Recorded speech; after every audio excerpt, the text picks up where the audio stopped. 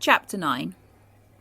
Mum was cooking dinner when we got home, the smell of roasting potatoes drifting out down the road to greet us. Grandad lit the fire. It was a real fire with real logs and real flames. My face felt reddened from the sun and the wind. Even though it was late October, my hair felt sticky with salt spray.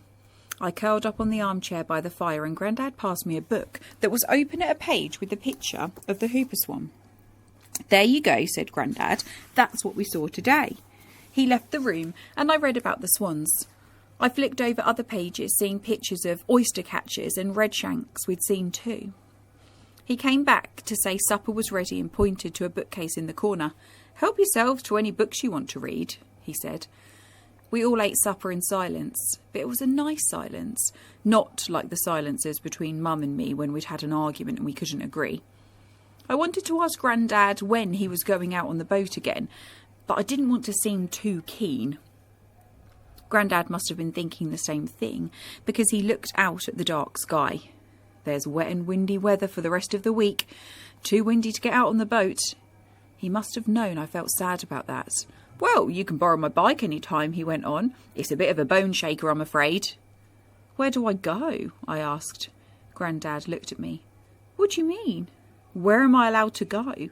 Grandad shrugged. "Go where you like, explore. Why do you need me to tell you where to go?" "Okay," I said. I frowned. In my old life, I was always told where to go and when to be somewhere. It felt odd to be free, to do my own thing. Grandad got up and stacked the empty plates. "Thanks, Gwen, that was delicious." "Thanks, Mum," I mumbled. Mum looked surprised, but she didn't say anything. I don't think I said thank you to her for a very long time. As there was no TV in Grandad's house, I crouched down and looked at the bookcase. There were more bird books, books about whales, crime novels and boating magazines. I pulled out one book with a title I knew, The Hobbit. I'd seen the film. There was nothing else to do. Maybe I would read the book. I went upstairs to my room. Rain was pattering on the window.